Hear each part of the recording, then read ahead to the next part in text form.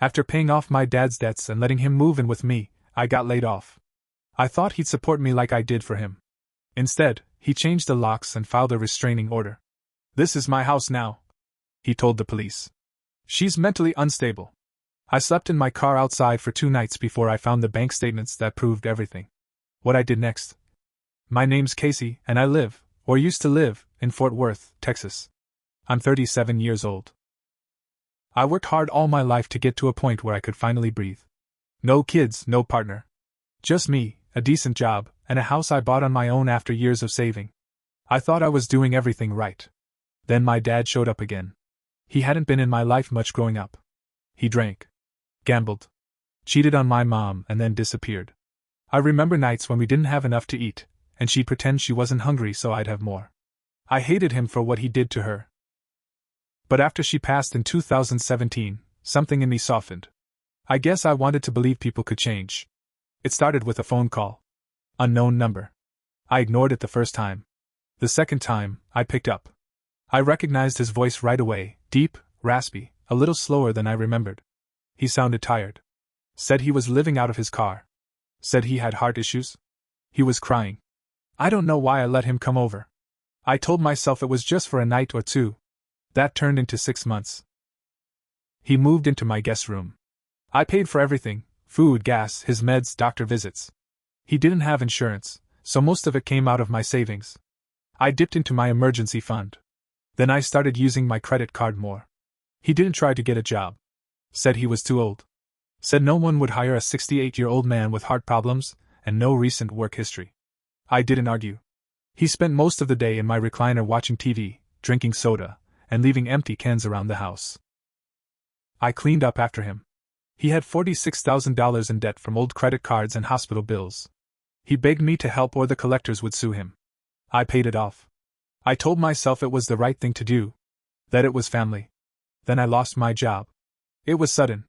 The company I worked for got bought out. They let most of us go. 2 week severance. That's it. No notice, no thank you. I came home that day with a cardboard box full of desk stuff. I sat down at the kitchen table and told my dad. He barely reacted. Just nodded and said, "Well, you better figure something out." Then he turned the TV back up. That was the first time I really looked at him and saw a stranger. I spent the next few days applying for every job I could find. I started waking up with anxiety. He didn't seem to care.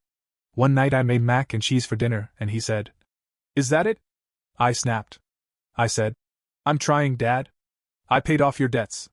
I let you live here rent-free. The least you could do is not complain about the damn food." He just looked at me and said, "Don't take your failure out on me." I left the room before I did something I'd regret.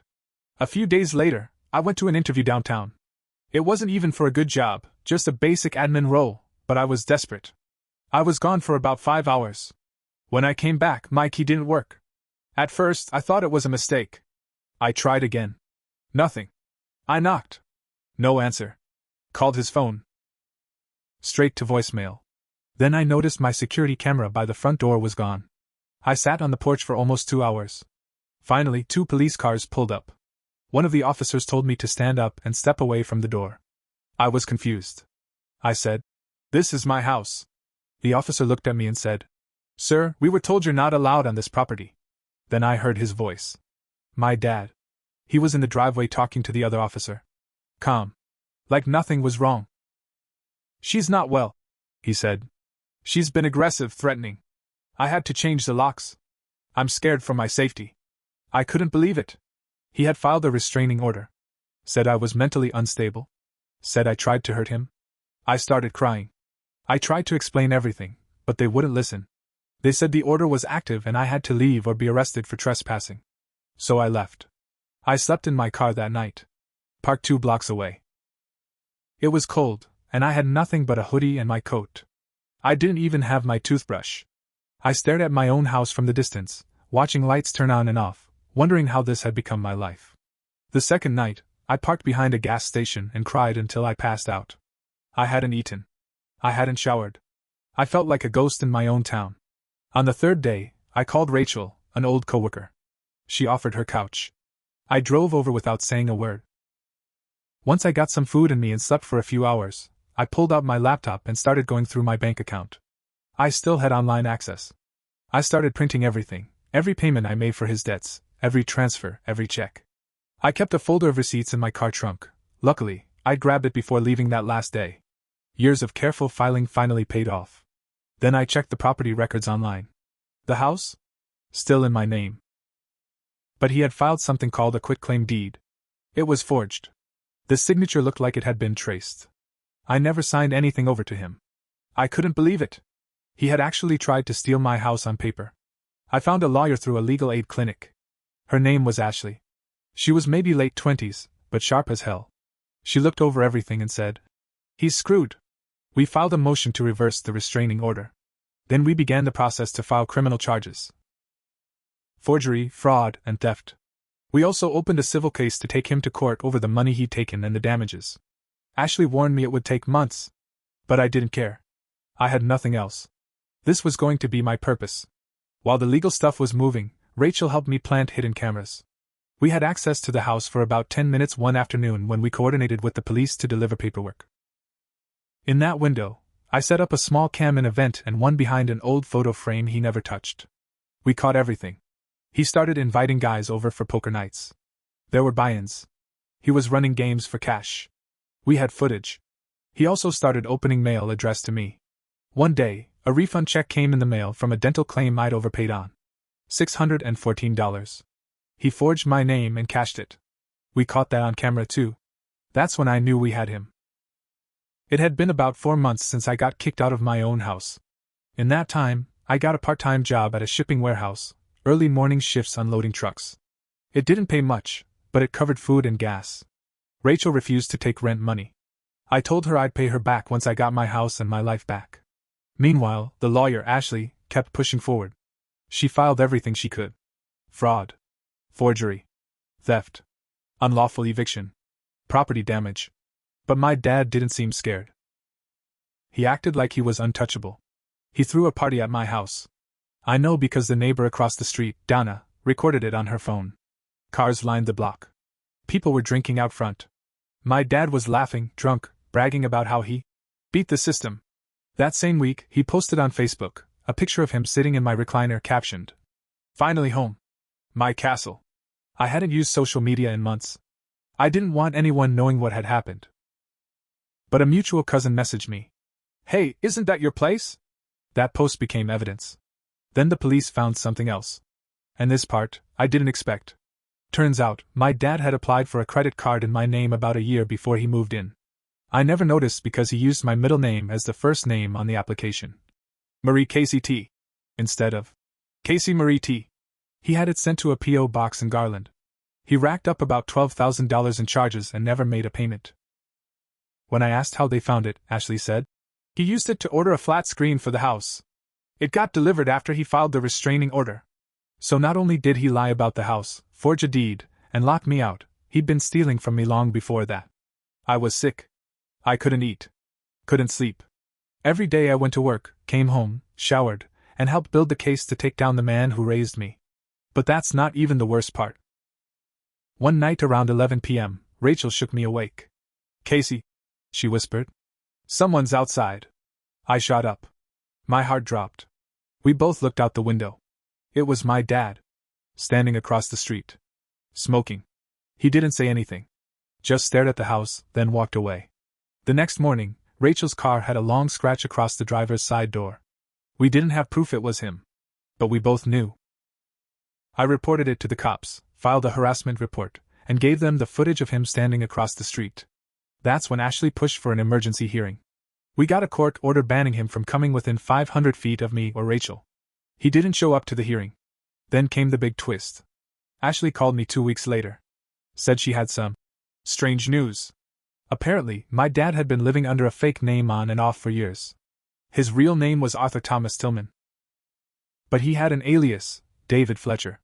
He used it to open bank accounts, apply for credit cards, and even rented an apartment in Oklahoma a few years back, under the fake name. That was a whole separate fraud investigation. Ashley handed it off to another team, but it gave us a big win. He had a pattern of deceit. He wasn't just a con man. He was experienced. Which meant I had to be smarter. So we made a plan. The next phase was financial. I started tracing every single transaction he made using my accounts or his own while living in my house. Everything from groceries to online gambling charges. I even found an account on a poker site that was linked to our home Wi-Fi, my Wi-Fi. Ashley said, "We're going to prove he used your resources to commit crimes while you were still the legal owner." That made it a felony. The cops had enough now to get a warrant to search the house. They waited until he left to go to the grocery store, then entered and collected everything: his laptop, tablets, mail, receipts, and even the fake quitclaim deed he left sitting in a drawer in my old desk. They found my signature practice sheets. He'd literally been trying to copy my writing. We added identity theft to the charges. But this next part? This was the moment that changed everything. Donna, the neighbor, called me late one night. "Casey, your dad's in an ambulance." I rushed to the hospital. They wouldn't let me in. I wasn't listed as next of kin. He'd taken me off everything. But Donna knew a nurse there. She told me the truth. He'd collapsed. Not a heart attack. Not a stroke. He OD'd. Apparently, he'd been using painkillers, mixing them with alcohol. The hospital saved him. Barely. He was kept for 2 days, then transferred to a rehab facility. That's when I got a call from him. Blocked number. But I recognized the voice. He sounded weak. Said, "Casey, I messed up. I need your help." I hung up. I told Ashley, and she smiled. "Let him reach out. We'll record everything." After that phone call, I thought maybe he was finally breaking. Maybe the guilt had caught up to him. But I was wrong. A week later, Ashley got an email from his new attorney. It said my dad was claiming he was the victim. That I coerced him into signing over his property. That I had emotionally abused him, manipulated his finances, and left him destitute and dependent. He was trying to flip the whole thing. He submitted a new statement to the court, claiming I had lied about paying off his debts. That I had stolen his social security checks. That I had isolated him and used legal tricks to take his property. Ashley called me into her office and just laid it all out. "Casey, this is going to get uglier. He's playing the long game. If this works, it could delay everything." I asked, "Can he win?" She hesitated. "If he finds the right judge and keeps spinning stories, it's possible he could tie this up for years." I felt sick. He wasn't done hurting me. He wanted to destroy me, legally, financially, emotionally, until there was nothing left. But then, something changed. Rachel came home one afternoon with a white envelope in her hand. No return address. Inside was a stack of photocopies. The top page was a handwritten note. "You deserve to know the truth." I didn't want to be part of it anymore. No signature. The papers? Scans of old letters. Bank transfers. Photos. Things I'd never seen before. One page showed my dad holding a baby. But not me. The date was recent. The photo was timestamped from 2 years ago. Another page showed wire transfers, small amounts, maybe $200 here, $300 there, sent regularly to a woman named Monica M. in Abilene, Texas. I did some digging. Monica was 38. Had a 2-year-old son. Had been in and out of court with a man listed as David Fletcher. My dad. He'd been living a double life. He had another family. I brought everything to Ashley. She froze, flipping through the papers. This changes everything. Because if he had hidden assets, bank accounts, wire transfers, property, then his entire claim of being broke was a lie. If he had used stolen money, my money, to support another woman and child while claiming to be disabled and helpless, that could make the case even stronger. We filed a motion to compel full financial discovery. And we subpoenaed Monica. At first, she denied knowing him. But when Ashley showed her the wire transfers and photos, she finally admitted it. They met on a dating site 5 years ago. He told her he was a retired engineer named David. Said his daughter had cut him off and he was just trying to start over. She said he visited once or twice a month, always brought gifts and cash. He claimed the baby was his. She had no idea he was living under a fake name, or that the money was stolen. But when she realized what was going on, she agreed to testify. That was the break we needed. Then came the moment that shook me the most. A letter arrived at Rachel's place. Handwritten. From my dad. It read, "You did this. You poisoned everyone against me. I tried to make up for the past. You wouldn't let me. Now you've taken everything, and you'll pay for it. You think this is over? It's not over. It's never going to be over. I handed it to the police. They added it to the harassment report. Now he wasn't just a fraud, he was threatening me. The DA filed new charges. Criminal harassment. Witness intimidation. Ashley looked me in the eye and said, "We're going to bury him." But I didn't feel victorious. I felt tired. Like I'd been climbing a hill that kept getting steeper, with rocks falling the whole way up. Meanwhile, the court allowed a forensic audit of his finances. They uncovered 3 more things. A second bank account under the name D. Fletcher in Oklahoma with $14,000 in it, never reported. An online gambling account tied to the IP address at my home, with over $9,000 lost in less than 8 months. A suspicious withdrawal from my own retirement account, $2,800 gone, transferred after he got access to my laptop. That was identity theft. Again. We added more charges. His court-appointed lawyer tried to stall. Said my dad was mentally unfit to stand trial. The court didn't buy it. A psychiatrist reviewed everything and cleared him. But the final blow? It came from an unexpected place. A neighbor kid named Jake, he was 17, stopped me on the street one day. Said he remembered something from the night I got kicked out. Said my dad had bragged about finally getting the house to a group of guys on the porch. That he said, and I quote, "She don't deserve it. She was always too proud. Now it's mine. She'll never get back in. I'll make sure of that." Jake had filmed it. Just a 15-second clip on his phone. But it was enough. He emailed it to Ashley. The trial took place 8 months after I got kicked out of my own home. By then, I was back on my feet. I'd gotten a full-time job at a new logistics company. Different role, less pay, but steady. I had moved back into the house 2 weeks before the court date, legally, with full ownership restored and a court-ordered sheriff's escort to change the locks again. But it didn't feel like home anymore. The house was stripped. My furniture was gone. The backyard was wrecked. There were stains in the carpet, burn marks in the garage. The fridge was full of mold. The walls had holes. A neighbor told me they'd seen him try to sell my washer and dryer at a flea market. Still, it was mine again. I kept it that way for the trial. The courthouse in Tarrant County was packed.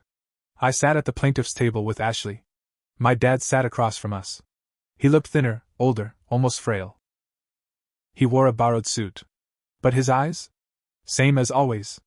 Cold. Smug. He didn't speak to me. Not once. Over the course of 4 days, we presented everything: the forged quitclaim deed, the restraining order, lies, bank statements showing I paid off his debts, video of him calling my house the hidden camera footage from poker nights, Monica's testimony, financial documents from the fake David Fletcher accounts, my forged signature on the retirement withdrawal, the threatening letter, the neighbor kid's video clip. Ashley laid it all out in simple, clear words. This man took advantage of his daughter. He stole her money, her home, her name, and her peace of mind. This wasn't a mistake. It was a plan. Then he took the stand. He lied. Of course. Said I had pushed him to the edge. That I made him feel useless. That I had mental problems from childhood that he tried to fix. Ashley tore him apart. She read back his Facebook posts. Showed his gambling losses. Asked him to explain how a man who claimed to be homeless had thousands wired to a woman in Abilene under a fake name. He stuttered. Looked to the judge. Asked for a recess. The judge said no. He looked trapped. Like an animal backed into a corner. And then Ashley delivered the final blow. She handed the judge a page showing a timeline, exact dates, of when my dad used stolen money to gamble, send cash to Monica, and buy luxury items, all while claiming he was broke and abused. That's when the judge looked him dead in the eye and said, "Mr. Tillman, I believe you are a liar, a fraud, and an emotional abuser. You have no credibility in this courtroom." My dad didn't look up. The verdict came quick. Guilty on multiple counts: identity theft, forgery, fraud, unlawful eviction, financial elder abuse in reverse. Yes, it applies both ways in Texas. Harassment, perjury. He was sentenced to 7 years in state prison, with mandatory restitution of $138,000. And here's where it got real good. The court seized both bank accounts under David Fletcher. That money came to me. The civil case ran alongside the criminal one. I won full damages, plus emotional distress. Final total, $213,000 in awarded damages. I sold the house 2 months later. I couldn't stay there. Too many memories. I moved into a new condo on the other side of Fort Worth. Small, clean, safe. All in my name. No guests. I never visited him in prison. Never replied to his letters. Monica wrote me once. Said she was sorry. Said he told her I was dead. She cried during the call. Told me she was moving back to her mom's place. Said she would never let her son know that man was his father. Rachel and I are still close. I paid to fix her car and gave her $5,000 from the court winnings. She didn't ask for it. She deserved more. Sometimes I still wake up thinking I'm back in the car, cold, outside the house that was supposed to be my safe place. But then I remember what I did. I stayed quiet. I gathered proof. I used every lie he told against him. And in the end, he didn't just lose the house. He lost every single person he ever manipulated. He lost his freedom. And worst of all, he lost control. If someone shows you who they really are, especially family, believe them. And if they try to destroy your life, make sure they never get the chance again.